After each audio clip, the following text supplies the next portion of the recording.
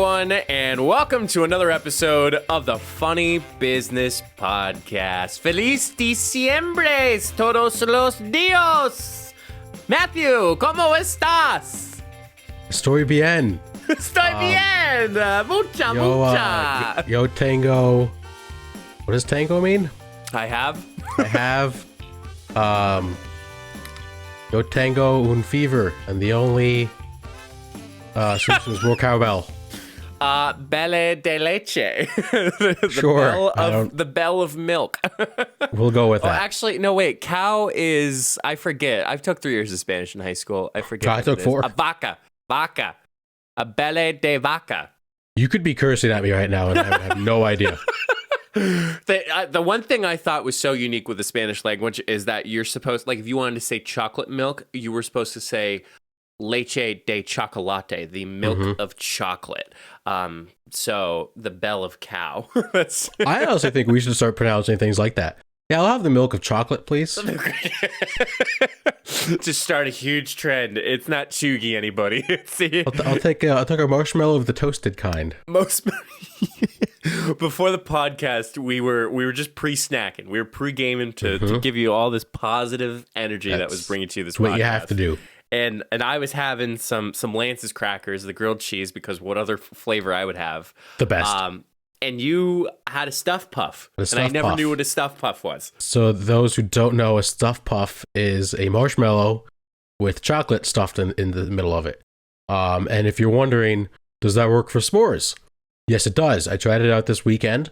We had a fire on Thanksgiving. A fire? During the day, we had a fire. No, I'm just kidding. Like a fire. We had a fireplace. We had a fire. We roasted a stuffed puff. And it's awesome. This is a free ad, I guess, for a stuffed puff right now. Sponsor Whatever. Right. And then, so it's great for s'mores because all you need is the stuffed puff, and then the graham cracker on top. You squeeze it. S'mores already in there because the chocolate's on the inside. Yeah. You don't have to worry about layering the chocolate on top. Now, is the chocolate? Is it? Well, I guess I can't really. Not so the chocolate. So when it's not toasted, the chocolate is hard on the inside. Yes, but when really obviously when you it's not like a lava cake when you roast it, but it warms up. Interesting. But in all seriousness, Matt, how are you today? How are things? I am wonderful. Things are going well. Merry Christmas, everybody. I can finally say that without being judged. Merry Christmas. I'm wearing a really fantastic holiday sweater today. You can't see it because of my microphone. Basically, it is Will Ferrell, and it's a quote from Talladega Nights. It said, "Happy birthday, sweet little 8-pound baby Jesus. Don't even know a word yet." That's the best. That is one of the best scenes out of Will Ferrell's. Just accompaniment of just movies that he's done. The dinner really table is best. It really is the best. And especially the bloopers at the end of it where they just show like him and John C. Reilly just going off. The bloopers in that movie might be the funniest part of the whole movie. Like the after the credits. Mm-hmm. Like the big red commercial. Did you ever see Chef with Jon Favreau and oh gosh, there's a couple others in it. So I think it's a 2017 film. I was looking it up. Jenna and I were watching it last night. And it's interesting because Happy, who is an Iron Man, literally brought the whole MCU together.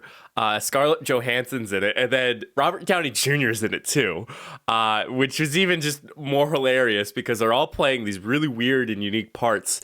But Jon Favreau, who is the chef, is an amazing chef, but he's limited by his restaurant owner.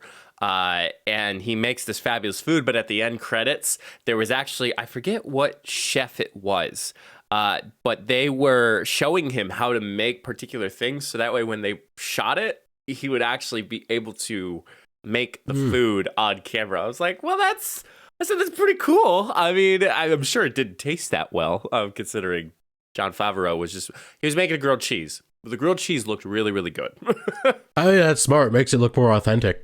Yeah. The movie. Oh yeah. I mean, you kind of have to, or else, right. You need a stand-in, and I don't know a stand-in that doesn't do stunts that can do stunts in cooking.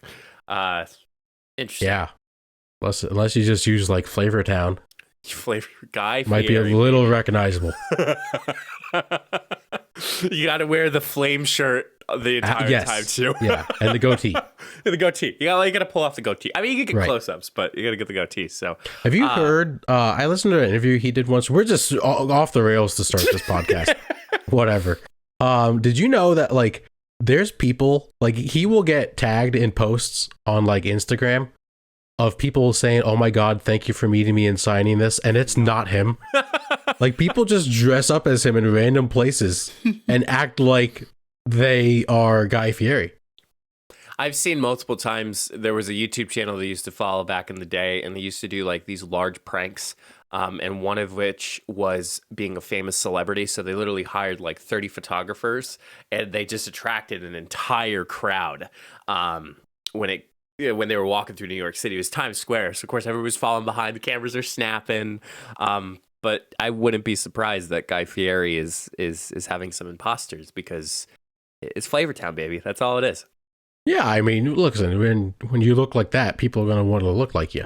Of course you do. He's a pretty good looking guy. It's kind of an easy outfit to pull off too. Not gonna lie, it's not anything in particular like Louis Vuitton or anything like that. But it's it's pretty straightforward. You could probably pick it up at your closest Walmart. Probably good, and he's a good guy to impersonate. Like he's everyone loves Flavortown. Oh yeah, totally. Funny. You and I both got a notification at the same time. It's because we were in a group chat. You're like looking to your left, and I was like, yeah. I was like, I got that too. It's from Trent. Yeah, HR department is calling. HR department is letting us know. So good news that I feel like sharing, and I think I'm able to share. Speaking of Trent got his first shot of the vaccine this past week. Oh, there it is. Yeah. Clap it up for Trent. Clap it up for Trent. There it is. While we were required in our own roles in the funny business department, our own HR manager had to get his first shot. So, wow, that's awesome. Yeah, no, it was really good. But speaking of family, speaking of food, Matt, how was your Thanksgiving? How was everything? Nice little recap for everybody. It was wonderful. I did not have a great Thanksgiving meal. However, that was not due to the part of anything that was cooked wrong. It all tasted fantastic.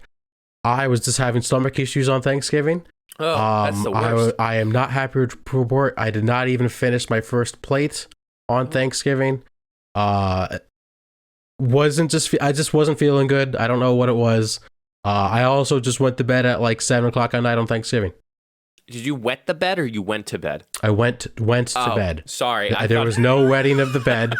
That did not happen. Yeah, my stomach just felt bad. And then after I ate, I just still didn't feel good. I was like, I'm just going to lay down for a little bit. And I slept from like 7 at night to like 8 o'clock the next morning. Jeez. Yeah, you were on a trip, right? You were on a trip? We went to Seneca Lake. I'm happy to report I did not buy as much wine as I thought. Oh, good. So that's good. Good. I don't want to say how much I bought because I feel like you're going to judge me. Me? Yeah. What, Matt? When have I ever judged you for something that you've done? Okay, so I bought the least out of everyone. I love how you had a limit. I love how you had to take a couple notches being like, I bought the least. Bought a case and a half of wine. And a case is 6? I bought 18 bottles of wine. Not bad. Which in all reality, I could have bought a lot more. Like the wine was very good. But it was a fun weekend with family. We did have a fire on Thanksgiving, which was cool. Mm-hmm. And yeah, we actually left. When we left, it was snowing, so we left the snow on the ground. So we got to see the first snowfall of the year. Luckily, it wasn't enough to deter from delay our travels, which was good. We went to this little like dive hotel for like dinner one night. Oh, that's amazing. Mike, I'm going to text you a photo. Okay. And if you would like to put this lovely bunny in the podcast, please go for it. There's a bunny? Oh, it's something. Let me tell you. So this bunny that I'm about to text you, Mike, might be the scariest thing I've ever seen on the face of the earth. I'm gonna put it. Holy shit! Put it in. Right. Okay. So can you put that in? Yes. Oh my god. So if you go to our YouTube channel right now, get to this part. This bunny was just chilling in the corner of the restaurant. And I think it's cursed. I don't really know. There was no story behind what the bunny means. I don't know why it's at a table by itself. I don't know why it looks like it's on LSD. But I kind of felt like I was on LSD looking at the bunny. It's terrifying. It's absolutely horrifying. It looks like this bunny. It's hilarious because quick look. It looks like more of a Pikachu than it does an actual bunny. It kind of looks like a peep on acid. Yeah. That might be the perfect way to describe this bunny. A peep on acid that's been to Mardi Gras, that's just totally taking it down, chilling in the corner table. A table for 3. Oh, God. So you want to know the best part of... Oh, go ahead. No, the bigger question is, what the hell's the bunny doing there? It's not even nowhere near Easter. That's what I'm saying. But the best part of this whole hotel/restaurant, whatever you want to call it, Mike, I ordered a Bud Light. It said it was a bottle of Bud Light. You know what I got? I got a giant-ass 24-ounce can. They were just selling those for like $5. I'm like, this is awesome. Boy, they really needed to sell their stock, I guess. It was a hell of a place, man, let me tell you. And I'm definitely going back at some point. So Matt, believe it or not, catching up from the week, I actually went wine tasting with Jenna this weekend. Did you? Yeah, I did. So we were at a festival at a local ice cream shop that was back in September. And there was this wine place that was giving out samples. And of course, I bought myself a nice bottle because, it'd be weird if you were at a festival, you try samples and then you end up not buying any wine. Right. That'd be rude. Gentleman or ladylike. I also got Small Business Saturday. Hopefully everybody supported their small businesses on Saturday. I got more cheese from this beautiful place. I always mess it up, and I want to be sure that I say it correctly. I think it's called Spappy Pete's, but let me double check just to make sure. Sounds like an interesting place. Oh, dude, it's amazing. The guy actually recognized me. I was very surprised. Wow. He's like, "You look familiar," and I'm like, "Yeah, that's awesome." Yeah, no, it was really cool. So we ended up going to this wine tasting, and Matt, let's talk about wine tastings for a little bit. Yeah, let's do it. With wine tasting, do you think that what is the most appropriate pour for a wine tasting? See, this is an interesting discussion to have. I will say this. Now, up in Seneca Lake, there's 40 wineries. I mean, there's got to be more than 40 wineries up there. We obviously didn't hit all of them. So there are some that give better pours than other. I think a good pour for a wine tasting, I think, is 3 to 4 sips per glass. Okay. Because there's some places that'll give you like a sip, and it's like, what are we doing? Like, I can't taste it. Like, I want to be able to smell it. I want to be able to take a sip, think about it, take another sip. And really the second, third sips is really where you find out if you like the wine. Sometimes you can find from the first sip, like, this is for me, maybe it isn't. But I think a good 3 to 4 sip glass of wine is appropriate tasting. Because, and it depends on how many you do. I mean, we did a lot of tastings, so we didn't care if we didn't get a lot of wine. But a lot of places nowadays do seem to give you bigger pours than usual. Gotcha. So the name of it's Spappy Sean's Smoked Cheese. Wow. Beautiful. I got pepperoni for a block. And then pepperoni the last cheese? one. Yeah, pepperoni cheese. Oh. I gotta save you some when you come down. It's beautiful. So good. Has a little aftertaste. He's very, very good presenter. He actually has a cheese top hat that he likes to wear. Like, it's fake, that's but awesome. It's a cheese top hat. So when Jen and I went wine tasting, we were looking for a particular wine that I won't release on the podcast for the reason why we were wine tasting. And the lady, like, typical, Jenna said it best, typical, like, grandma Christmas with her Christmas vest on, that type of demographic. And, we explained why we were there. And, she had already pre-poured samples, but she just kept feeding us, man. Like, and it wasn't like sip portions. Like, I kid you not, it was probably like I would say I think Jen and I could wholeheartedly agree we had a glass of wine while we were there. And this is not like a wine place. Like, you're going to those particular places, like that's what they're there for, is for wine. But like this is literally a grocery store and a winery that's in the back.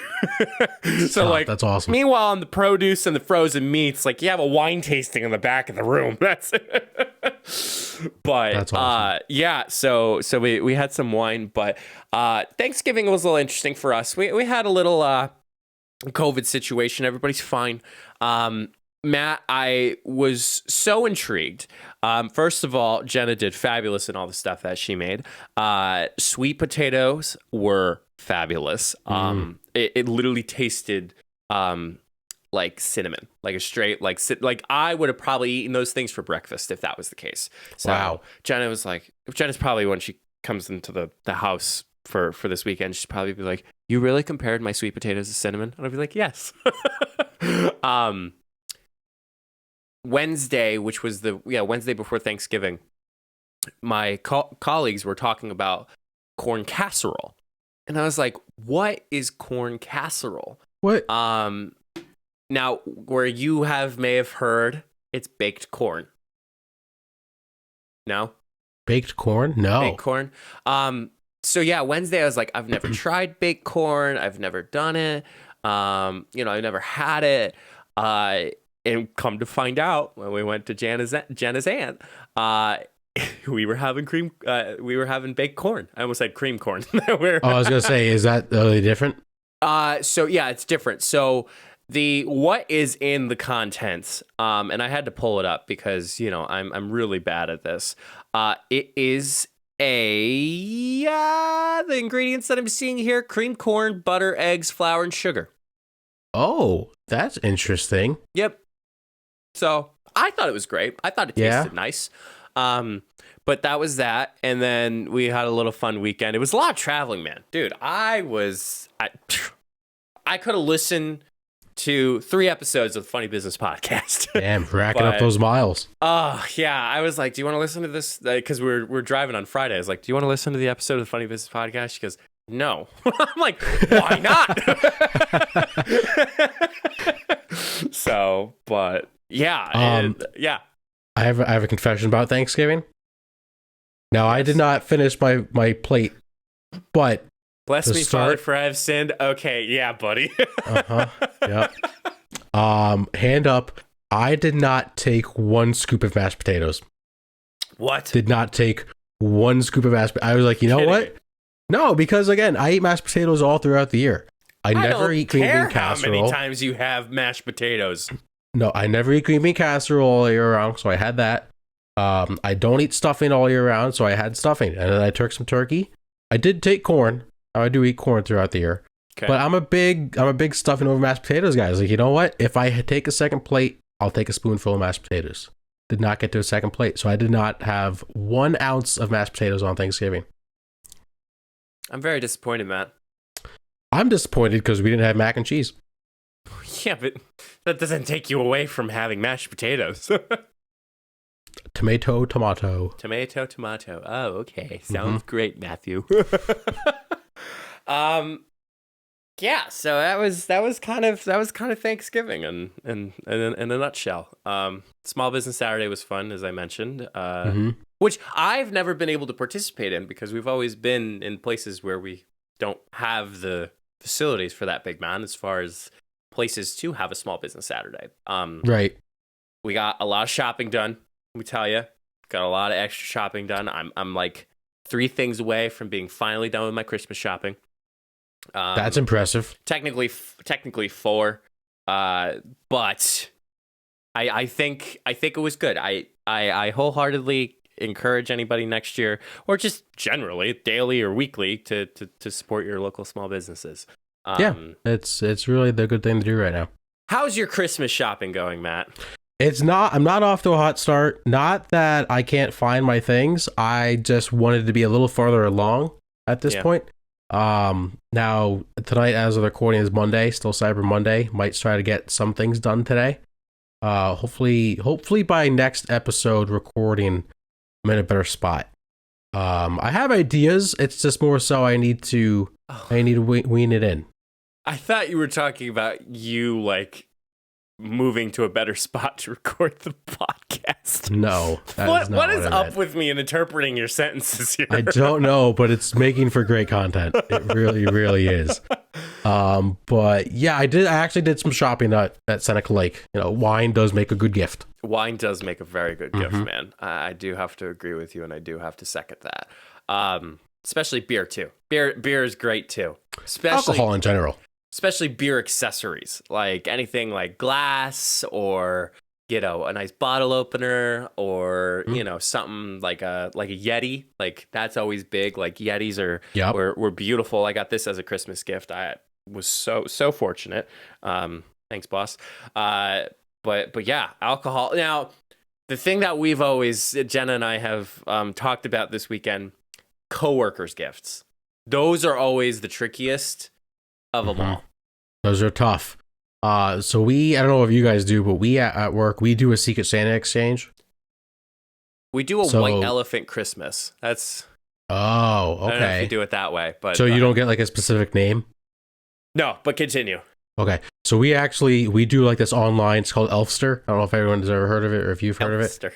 Elfster. So basically you all register and then it generates a name for you and sends it to only you.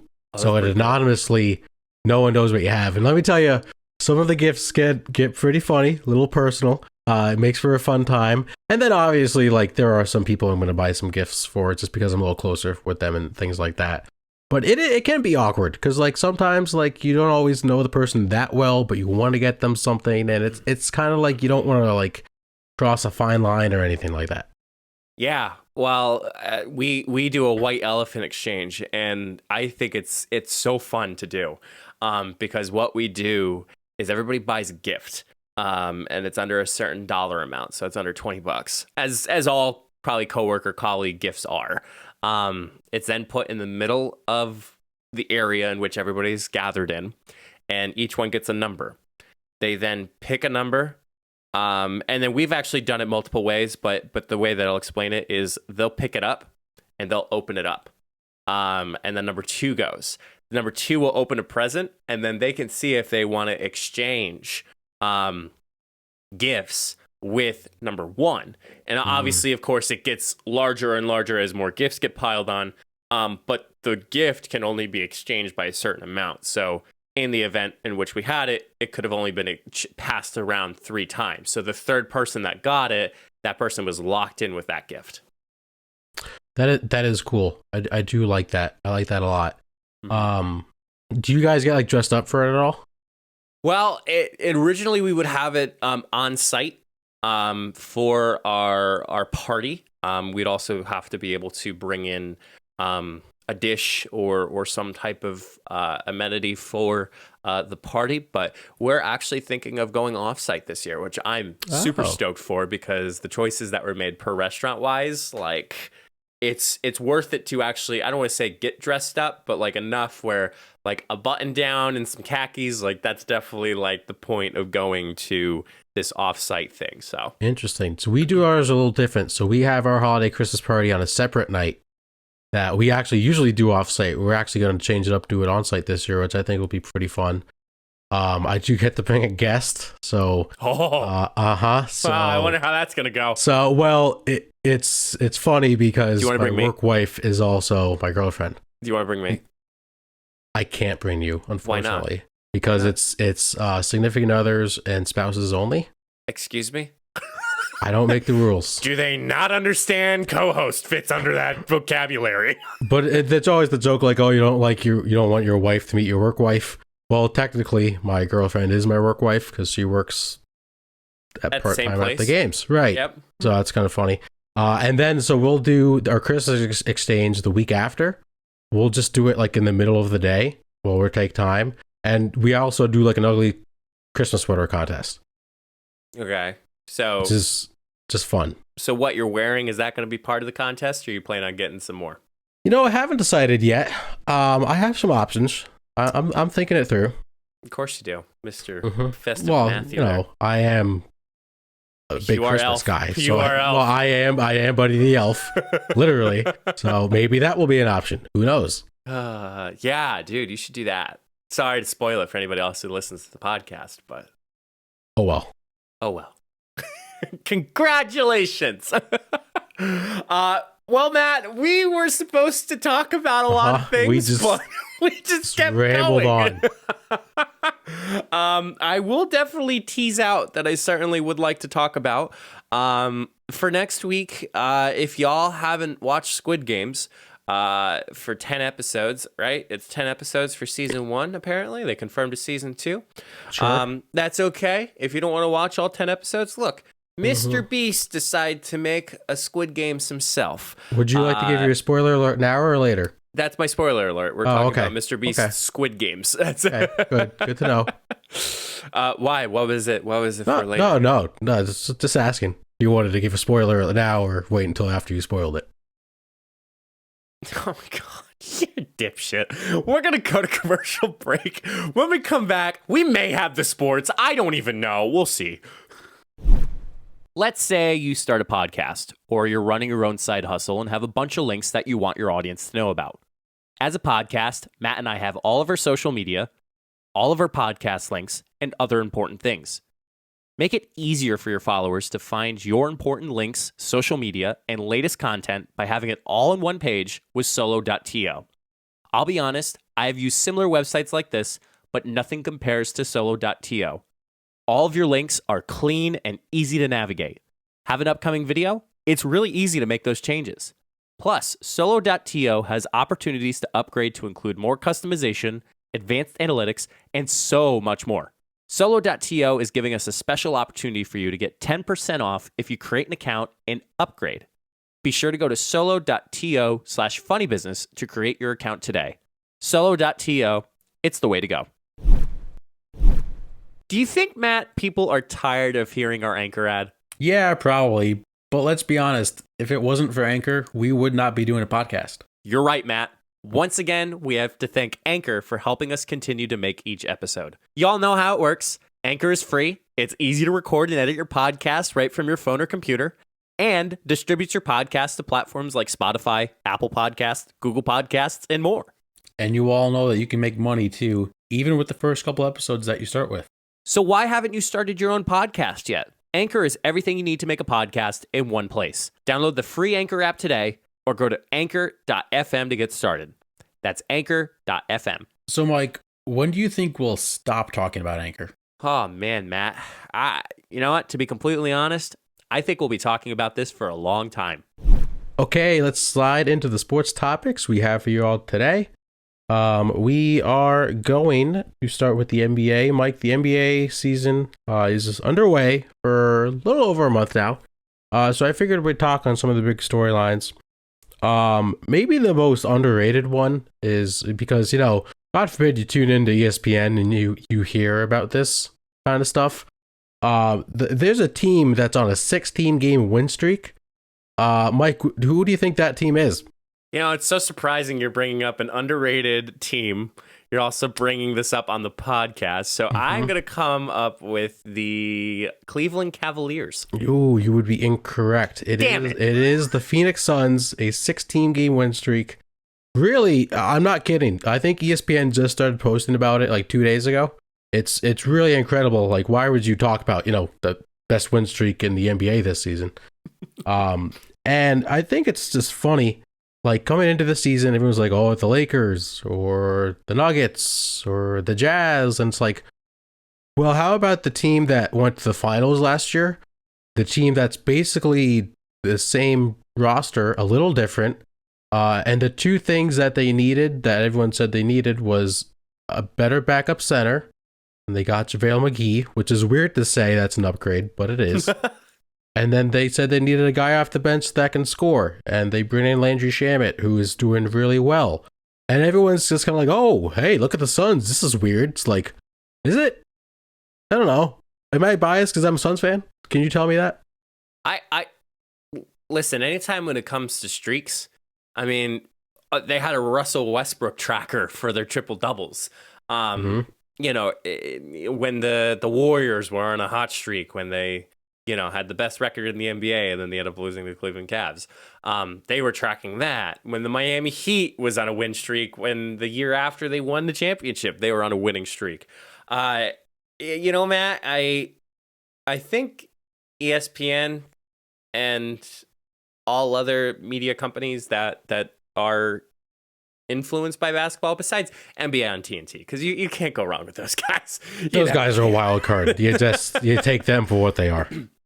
I think they are paying too much attention to, quote, the popular people, and they're not recognizing the stuff that people like the Phoenix Suns are doing, and that's a shame.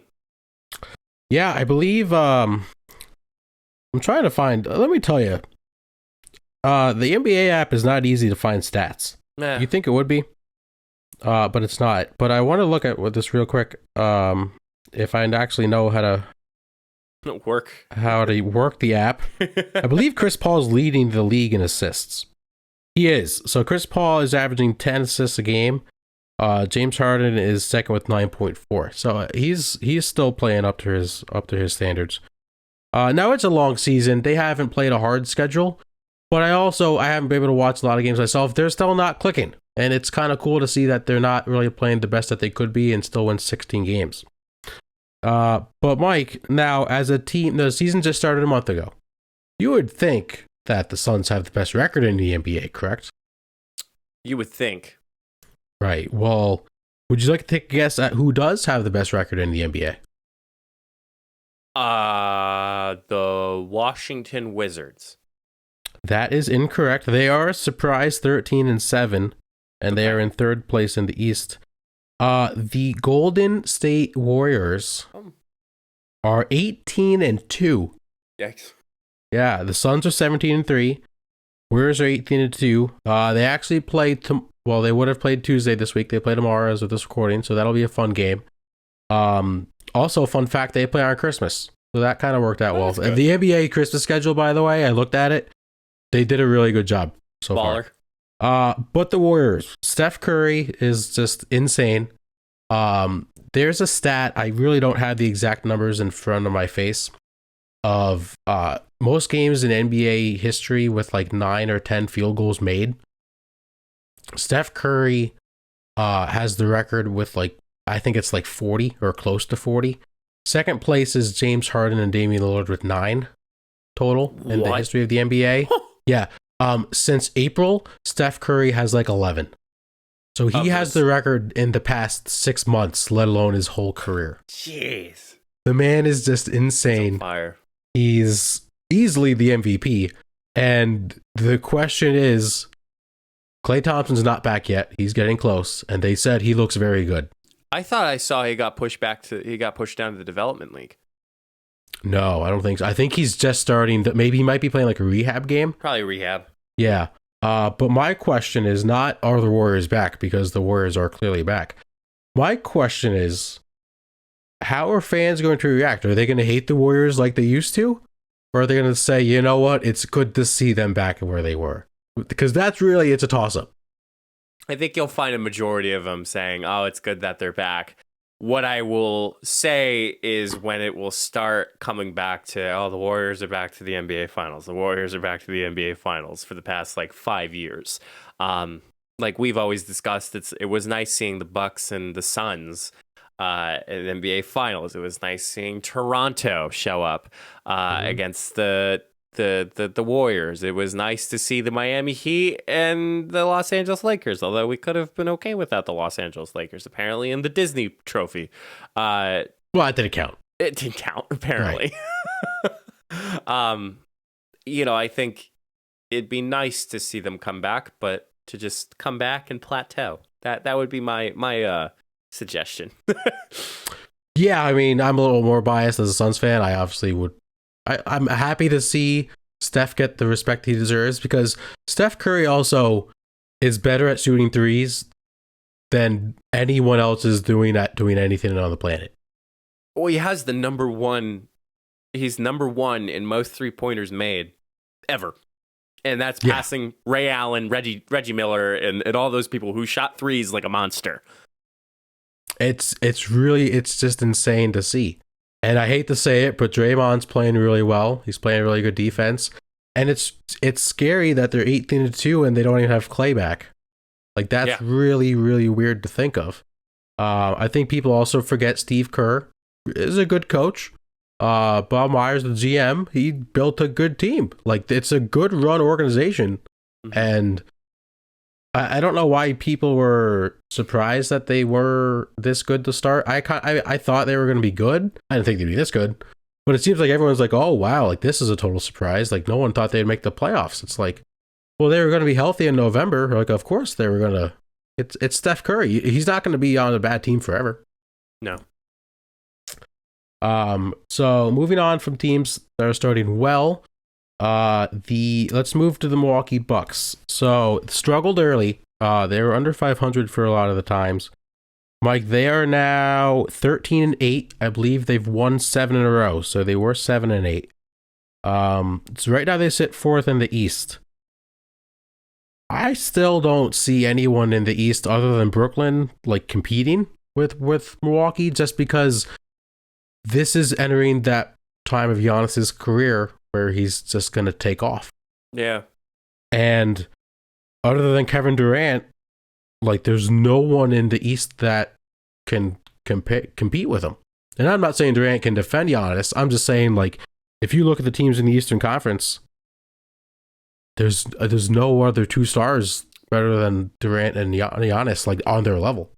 Yeah, I mean, back when the years that, you know, D Wade, LeBron, Paul George was in the East, like, you had a lot of competitive teams. You know, at one point, the Brooklyn Nets had Kevin Durant, Kevin Garnett, Paul Pierce. They literally had the Celtics come to the Brooklyn Nets.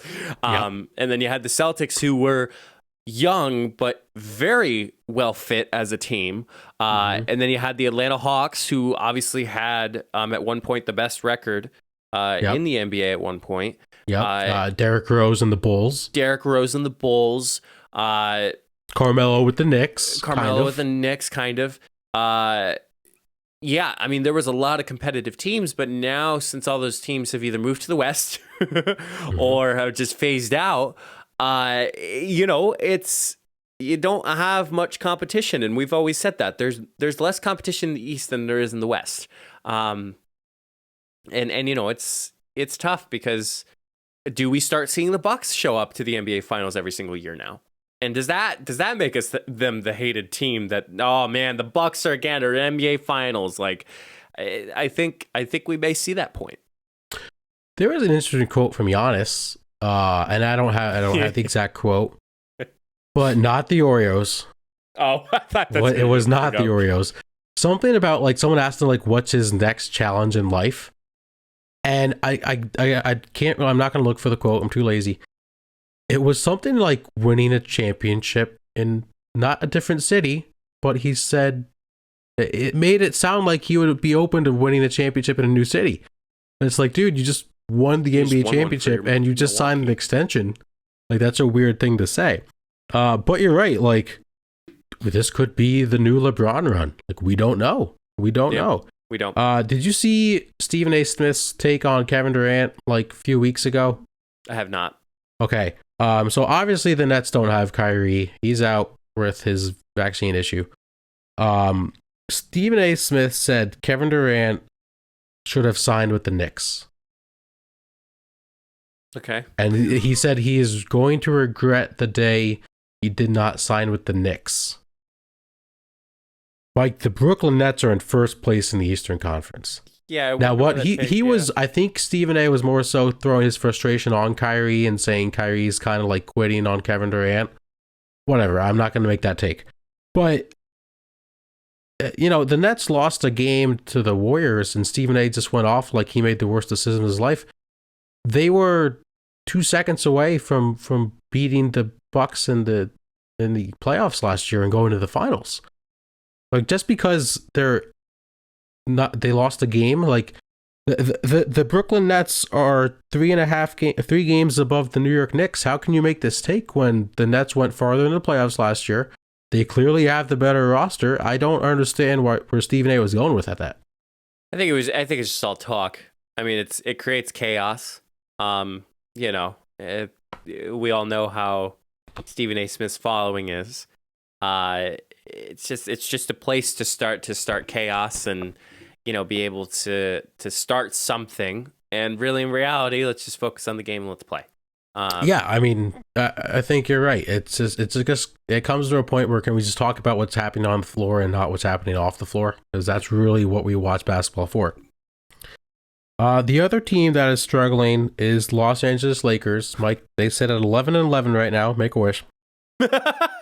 LeBron was injured for a lot of it, but I think that we both kind of said on this show, the roster's not built that great. They don't have a lot of shooting. Carmelo is actually having a really good year, which is surprising. Westbrook is in full form. I don't know. Like right now, they're 8th in the Western Conference, and they would be in the play-in tournament for the second straight year. I'm another Stephen A. Smith take that I'm going to kind of piggyback on. I think LeBron's won his last NBA Finals. Oh, it's a lot. I mean, this roster right now is not going to compete in the playoffs. They're just not. I don't know if you have anything different to say. Yeah, you realize. I mean, if I'm gonna hop on it and analyze what you and Steven said, you know, the fact that they build teams around LeBron, like, you know, when Anthony Davis came along, like, yeah, okay, well, that was because LeBron wanted Anthony Davis on the team. You know, there's a lot of variables that go into it instead of people getting excited for LeBron coming. I mean, in most cases, LeBron coming to a team is more revenue for the team because then everybody's going to watch it who's not a huge diehard Phoenix Suns fan. They're going to tune in and watch it. You know, it's revenue, but then it's also, okay, well, now we need to find people because the more he loses, the more he, you know, the more people start hating him and saying like, oh, you're the greatest of all time. You should be doing this stuff. What's been really funny is to kind of side with he may have won his last NBA title. I've been seeing more headlines of LeBron getting fined or in trouble than any other season that I have ever been a part of. LeBron got, I think, fined $15,000 for doing an inappropriate gesture, unsportsmanlike conduct, which I don't even know. Was it? What did he do? Do you know what he did? I have no idea. You know, got suspended his first time ever for a game because he, you know, decided to almost punch Stewart. Like, there's all these things that culminate into, okay, maybe he is. It's kind of like as you get older, like you start losing a little things. Like maybe LeBron's losing it in his prime athleticism. I think he's drinking before games. I'm gonna throw that out there. I think he is drunk on wine while he's playing the NBA, and he should be ashamed. And I think the NBA needs to look into that matter. That's coming from me and me only. I have no other sources. Verified. Real quick, take a guess, Mike. Who has the worst record in the NBA right now? The worst record rapid in the fire. NBA. The Jazz. The Jazz are 13-7 right now. Oh, never mind. The Houston Rockets are 3-16. Oh, which is tough. Mike, who is leading the league in scoring, points per game? Kevin Durant. And there's another one. Yep, I just realized this. Shoot. Steph Curry. That is correct. Okay. Woo. All right. We'll do one more here. Please hold. Rebounds. Who is leading the league in rebounds? Draymond 14 and a half. That is incorrect. Ooh. It would be Rudy Gobert. Okay. Yep. I'm not going to say what I'm going to say. So let's move on to our final little topic here. So this one's just kind of like a general discussion, I guess you could say. Not really like a specific sports topic. It got me thinking, Odell Beckham in the NFL was bounced around now from team to team, got cut by the Browns, is now with the Rams. And now he did have a good game this past weekend with the Rams. But, and I'm not saying Odell's a bad receiver. That's not what I'm going to say. But he got a lot of hype, Mike, if you remember, from that one-handed catch he had in the end zone. And everyone's like, oh my gosh, he's incredible. And then really since then hasn't been the same. And I'm not saying it's him. He hasn't had great quarterbacks. Now he's on a decent team. Let's see if he plays well. But what do you think are some of the most overrated plays in sports? It doesn't have to be a specific play like the Odell Beckham catch. It can be something like, for example, I'll get my first one. I think one-handed catches in the NFL and college football are overrated. I think they're cool. I love watching them. But at the end of the day, I'm not going to say that this guy's a good receiver because he made a one-handed catch, because sometimes I can catch a football with one hand. And these guys wear gloves that are very sticky. So I think it's a cool play. I think it's a little overrated when we say guys with the best hands in the NFL, because we saw a guy catch the ball for the Giants this past weekend with his back and was like falling on the ground, and he just slid his hand underneath and caught the ball. Like that's luck. Yeah, no, that is luck. On top of that one-handedness, one-handed rebounds, where they go up, grab the ball, and then they catch it, and then they bring it down with their other hand. Fundamentally stupid. That influences kids to try to rebound with one hand, and there's no way a kid can rebound with one hand. Like, fundamentally sound, both hands up, both hands come down. That's always been a thing that always annoyed me when I saw younger kids rebound with one hand. I'm going to piggyback off that. I know things have changed with three-pointers in the NBA.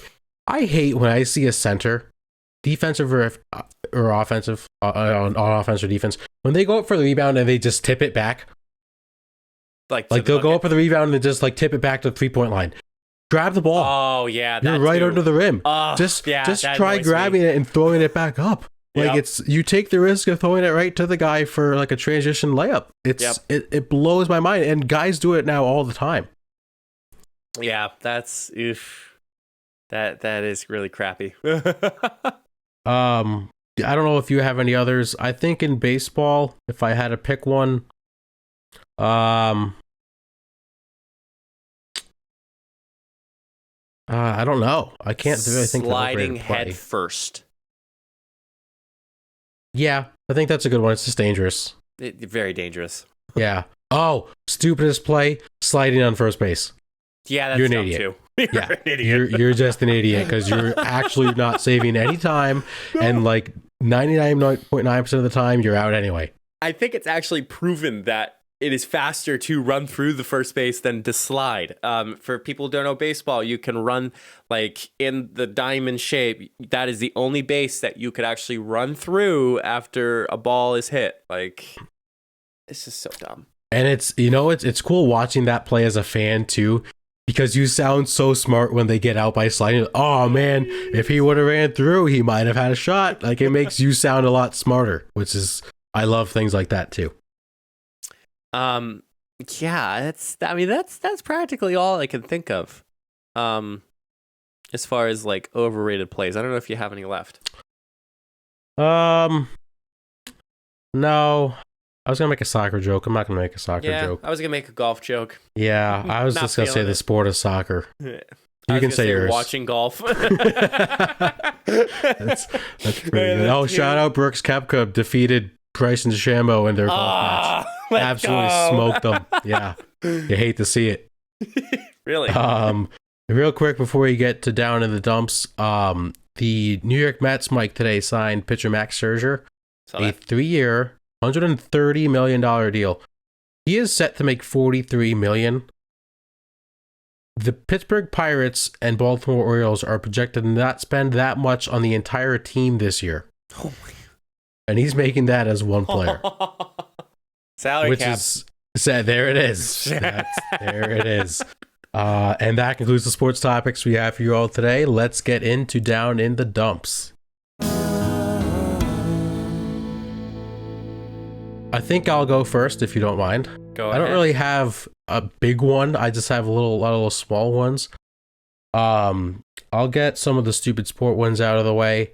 The Yankees just aren't doing anything. They suck. They suck in the season. They suck on the field, and they suck building a team, because we heard all of these rumors. Oh, big changes are coming, and now they don't want to spend money on a free agent shortstop, and guys are signing left and right. And then we also have the lockout that's supposedly happening this year, or this week, and then they can't sign guys. It's depressing. What else is depressing is watching Ben Roethlisberger play quarterback. Oh yeah, I saw the memes. It's really sad. It's just very, very sad. As a diehard Steelers fan, I love Ben Roethlisberger as a football player. And it's just very sad, and it breaks my heart.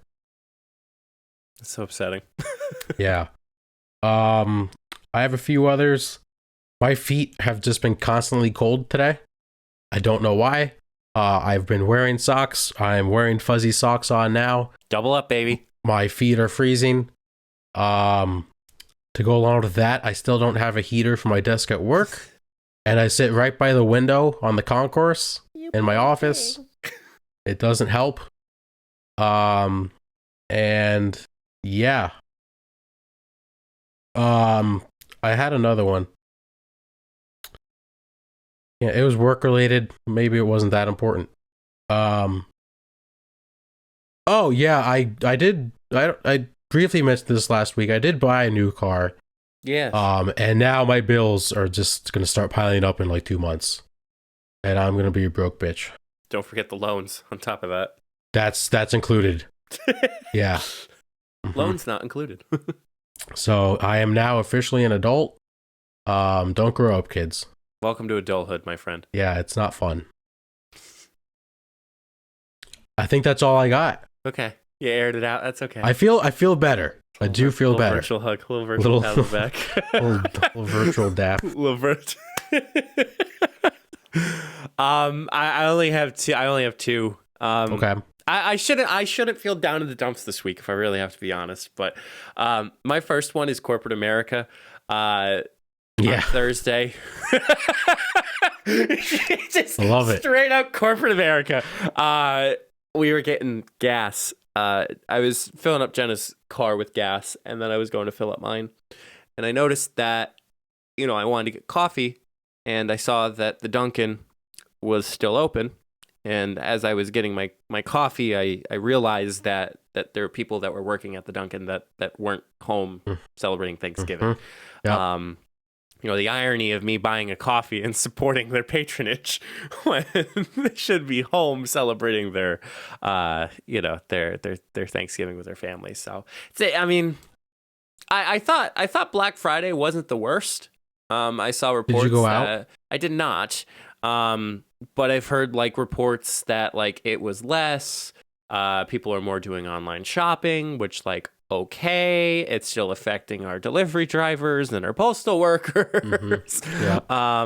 COVID probably also is keeping some people out from shopping. Yeah, COVID is a huge thing. I guess another down in the dumps is there's a third variant that's going along. Yeah, what the frick? What the frick, man? Listen, COVID, can you just frick off, please? Okay, yeah, buddy. Let's settle down here. You had your time. Okay? You had your time. We would like to get back to our regular scheduled programming now. Psy, who sang Gangnam Style, didn't have this long of a Hall of Fame here. He only had it for only a short amount of time. That's facts. And then my final one is Twitter. If you didn't see the news already, Matt, Jack Dorsey is stepping down as the CEO. The thing that was down in the dumps for me was that he released his statement, screenshot via email, wasn't accessible to anybody with a screen reader. So that entire block of picture, not accessible to anybody. Not funny. Because it's just, you could say, well, that's Twitter for you. That's ironic. But then his at Tina Partwig Argerwal, if I said that correctly, I apologize if I completely botched it. He is now the CEO. His response was alt text accessible. So kudos to Partweg or Partwig or Partywag. His name? I think so. His last name's Argerwal, but let me see here. Let's just check the good old Jack. I've noticed, from what I've been hearing in some of the research, not the research, but some of the things that people have been saying,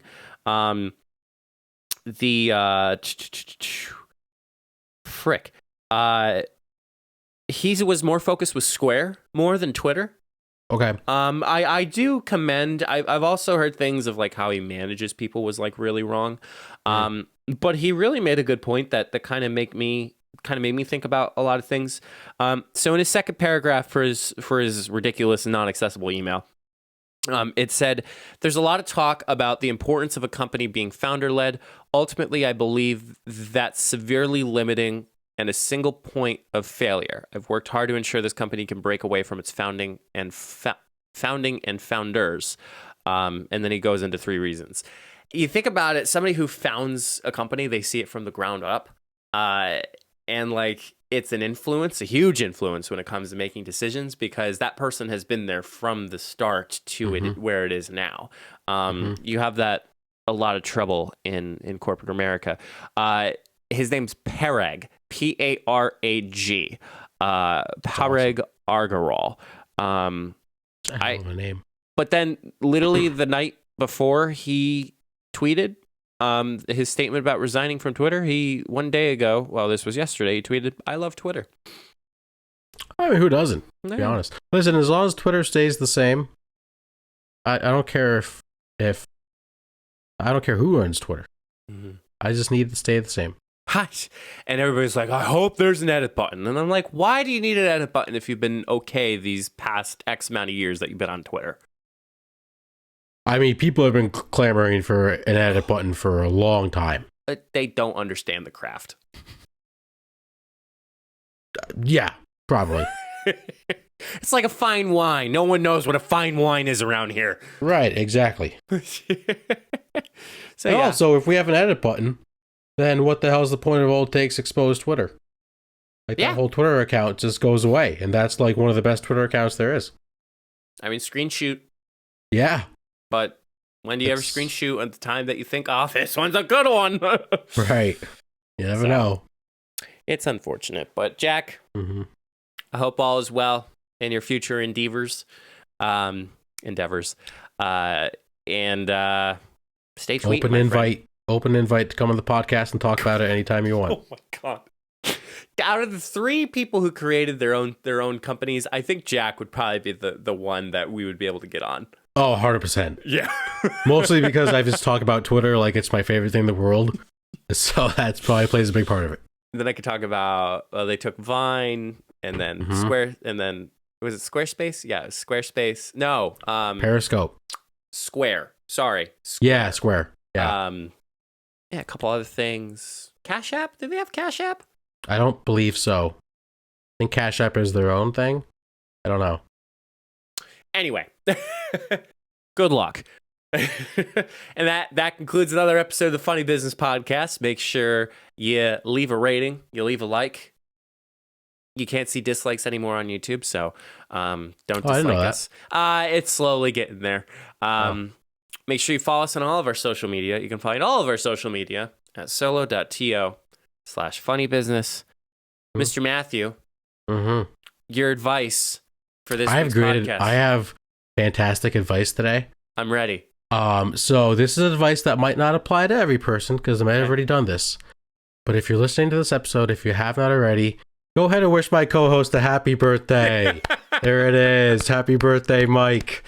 There it is. For he's a jolly good fellow. For he's a jolly good fellow. For he's a jolly good fellow. Which nobody can deny. Hey. Happy birthday. Happy birthday cake. Happy birthday. Pin the tail and seahorse. Happy birthday. Happy birthday, Squidward. There it is. 26. The big 2-6. Saquon here.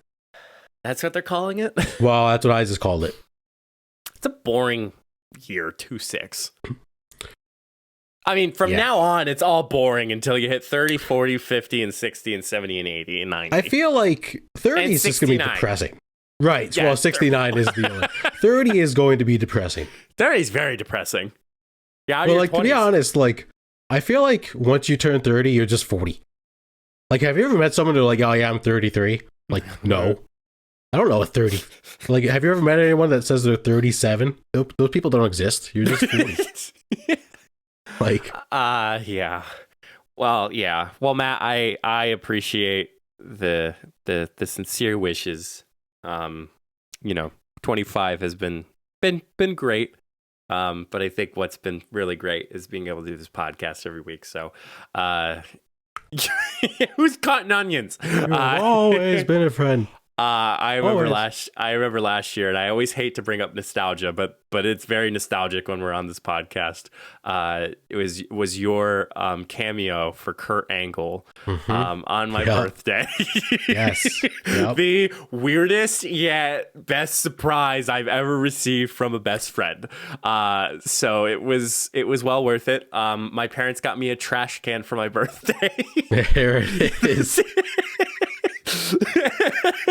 That's fantastic. And the worst part was I asked him for it. So that's even better. So it's a simple human trash can. So in case anybody wants to break in and get my simple human trash can, it just goes to show that you're trash, kid. Exactly. But yeah, it's also the 1 year anniversary of our Twitch account. Yeah, and we already are affiliates, man, and we're still growing. So we got a lot of big things coming down the pike. I always say that, but you just wait. Listen, if we just keep saying it, it's going to be true one time. It's going to happen. Yeah. We'll be like, remember episode 85? We said big things are coming while they're here. Yeah, absolutely. But that was also day 2 that we did the Fortnite event. That was when I streamed on Facebook Gaming when we wanted to, and then you were on Twitch for the first time, which was pretty cool. Yeah. And hey, we still chug along and we still do this podcast, and we ain't leaving yet. No, we're not leaving. Not at all. So if you do celebrate your birthday today, happy birthday, celebrities. Birthday on December 1st. So if you want to come on the podcast, I have no one on April 5th. Let's see here. Robert Irwin. Happy birthday. Steve Irwin's son. Yep. Okay. Corinna Koff. Happy birthday. 25. 25? What? Yeah. I think that's current age. No, yeah, it's definitely current age. Philip DeFranco. Happy birthday. 35. I'm still Bette Midler, 75. Okay. Happy birthday, Bette Midler, baby. Yep. Shout out Let's shout out Bette. Let's see here. Anybody else that I know? No, that's all. Is this a new thing at the end of every episode? We're just going to shout out random birthdays. Well, happy birthday this past Wednesday. So yes. And then Natalie Noel, who I believe is David Dobrik's assistant. Oh. Okay. Yes. Sure. Yes, David. Sure. Yep, David Dobrik's assistant, and then there's Tyler Joseph. Who is Tyler Joseph? He Doesn't is a sound rock familiar. singer. Oh wow, I'm gonna have the 21 Pilots crew going against me. Oh man, that's tough. Sorry. Damn. He's a jolly good fellow. He's a jolly good fellow. He's a jolly good fellow. We'll see you on the next episode of the Funny Business Podcast. Stay safe, everyone.